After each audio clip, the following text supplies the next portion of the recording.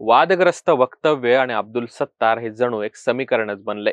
आपल्या वादग्रस्त विधानांमुळे आणि त्यांच्या विभागावर झालेल्या विविध आरोपांमुळे अब्दुल सत्तार यांनी वेळोवेळी सरकारला गोत्यात आणले. कधी खासदार सुप्रिया सुळेंबद्दल केलेलं आक्षेपार्ह विधान, तर कधी भर कार्यक्रमात दानवेंना पाडण्यासाठी आपण मदत केल्याचं वक्तव्य. या ना त्या कारणाने अब्दुल सत्तार हे सरकारसाठी आणि महायुतीसाठी डोकेदुखी ठरत चाललेत. अब्दुल सत्तार विरुद्ध भाजप अशा संघर्षाची एकीकडे चर्चा सुरू असतानाच आता संघर्ष शिंदे गट विरुद्ध भाजप होत चाललाय की काय असा प्रश्न अनेकांना पडलाय.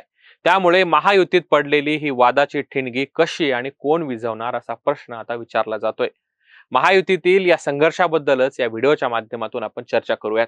नमस्कार, मी Sameer More. Times of Democracy TOD मराठीमध्ये आपल्या सर्वांचं स्वागत. खासदार सुप्रिया सुळे यांना उद्देशून अब्दुल सत्तार यांनी आक्षेपार्ह शब्दप्रयोग केला आणि त्यानंतर त्यांच्यावर मोठ्या प्रमाणात टीकेची झोड उठली.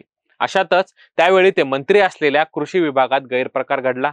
महायुतीला यावेळी एक पाऊल मागे जात त्यांच्याकडून कृषी खातं काढून घ्यावं लागलं होतं. आता एक नवा वाद महायुतीमध्ये उफाळून येतोय, तो देखील अब्दुल सत्तार यांच्यामुळेच. नुकत्याच पार पडलेल्या लोकसभा निवडणुकीत जालना लोकसभा मतदारसंघातून भाजपकडून रावसाहेब दानवे हे उभे होते. महायुतीत असल्याने अर्थात अब्दुल सत्तारही त्यांच्याबरोबर होते. त्याशिवाय जालना लोकसभा मतदारसंघातच अब्दुल सत्तार यांचा सिल्लोड हा विधानसभा मतदारसंघ येतो. पण लोकसभा निवडणुकीत सत्तारांनी विरोधात असलेल्या कल्याण काळे यांना छुपी मदत केली असल्याचा आरोप रावसाहेब दानवे यांनी पूर्वी केला होता आणि सत्तारांनी देखील ते उघड उघड मान्य केल्यामुळे मोठा वाद देखील निर्माण झाला होता. आता विधानसभेच्या निवडणुका कोणत्याही क्षणी जाहीर होऊ शकतात. अशातच महायुतीमधील हे वाद हा अंतर्गत कलह विधानसभेसाठी डोकेदुखी ठरू शकतो. पण दुसरीकडे हा वाद सत्तार विरुद्ध दानवे असा नसून तो शिवसेना शिंदे गट विरुद्ध भाजप असा आहे की काय असा प्रश्न सध्या राजकीय वर्तुळात उपस्थित केला जातोय. सत्तारांनी आपण कल्याण काळे यांना मदत केल्याची उघड उघड कबुली दिल्यानंतर त्यांच्या विरोधात भाजपने सिल्लोड बंदची नुकतीच हाक पुकारली होती. पण नंतर व्यापाऱ्यांचा विचार करून ते आंदोलन मागे घेण्यात आलं. सिल्लोड मतदारसंघातील शिवना या गावात एक कार्यक्रम आयोजित करण्यात आला होता. त्या कार्यक्रमात गोंधळ झाला. त्यावेळी पोलिसांनी बळाचा वापर केला आणि भाजपच्या कार्यकर्त्यांवरती गुन्हे दाखल केले होते. त्याच्या निषेधार्थ अजिंठ्यात रावसाहेब दानवेंच्या नेतृत्वाखाली रास्ता रोको आंदोलन करण्यात आलं. यावेळी बोलत असताना रावसाहेब दानवे यांनी अब्दुल सत्तारांमुळे सिल्लोडचा पाकिस्तान होतोय अशा पद्धतीची जहरी टीका ऐकल्यानंतर सत्तारांचे समर्थक थोडी शांत बसणार आहेत. मग त्यांनीही दानवेंच्या विरोधात एक मोर्चा काढला. हा मोर्चा काढला त्यावेळी चित्र असं दाखवण्यात आलं की हा मोर्चा सर्वसामान्य नागरिकांनी सत्तारांच्या समर्थनार्थ काढला होता. पण यामध्ये बहुतांश सत्तार समर्थक कार्यकर्तेच आपल्याला पाहायला मिळाले होते. दरम्यान या मोर्चालाही भाजपने पुन्हा प्रत्युत्तर दिलं. ते म्हणजे सगळे हिंदुत्ववादी पक्ष संघटना एकत्र आले आणि त्यांनी एक मोर्चा काढला. या सर्वांवरून एक गोष्ट प्रखरपणे लक्षात येते, ती म्हणजे महायुतीत असतानाही सत्तार आणि भाजपचे रावसाहेब दानवे यांच्यातला वाद हा काही शमताना पाहायला मिळत नाहीये. उलट या वादात वरचेवर विविध कारणांनी ठिणगी पडत असल्याचं स्पष्ट दिसतंय. अब्दुल सत्तारांबद्दल सांगायचं तर ते तसे मूळचे काँग्रेसवासी. सलग 3 वेळा ते सिल्लोड विधानसभा मतदारसंघातून विजयी झाले. 2019च्या विधानसभा निवडणुकीपूर्वी ते शिवसेनेत आले आणि महाविकास आघाडीचं सरकार असताना त्यांनी मंत्रिमंडळात राज्यमंत्री म्हणून काम बघितलं.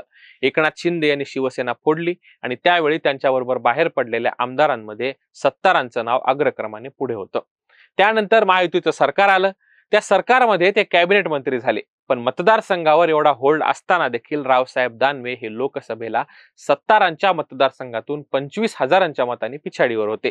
याचा अर्थ सर्वसामान्य माणसाला वेगळा सांगायला नको. जर खरंच कल्याण काळे यांना शिवसेना शिंदे गटाच्या आमदारांनी म्हणजेच अब्दुल सत्तारांनी मदत केली असेल तर पक्षप्रमुखांना कल्पना दिल्याशिवाय त्यांनी हे काम केलं का? जर केलं असेल तर ती युती धर्माशी गद्दारी नाही का, हा प्रश्न एकीकडे उपस्थित होतोय. तर दुसरीकडे जर पक्षप्रमुखांना कल्पना देऊन त्यांनी कल्याण काळेंसाठी म्हणजे रावसाहेब दानवे यांच्या विरोधात काम केलं असेल तर हा सत्तार विरुद्ध दानवे असा संघर्ष नसून तो शिंदे गट विरुद्ध भाजप असा संघर्ष आहे असं म्हटलं तरी काही चुकीचं ठरू नये. पण विधानसभेच्या पार्श्वभूमीवर हा शिंदे भाजप संघर्ष असो किंवा सत्तार दानवे संघर्ष असो, महायुतीला याचा मोठ्या प्रमाणात फटका बसू शकतो. ही आग शांत करण्यासाठी आता कोण पुढाकार घेणार आणि यांच्यातला वाद मिटवण्यासाठी कोण प्रयत्न करणार हे पाहणं महत्त्वाचं ठरणार आहे. जर हा वाद मिटला नाही तर नक्कीच महाविकास आघाडीला याचा शुअर शॉट फायदा होणार, यात काहीच शंका नाही. पण जर रावसाहेब दानवे यांनी ठरवलं आणि विधानसभेला जर त्यांनी सत्तारांचा कार्यक्रम केला तर सिल्लोडमध्ये हे वेगळं चित्र आपल्याला पाहायला मिळू शकतं. दरम्यान आपल्याला काय वाटतं?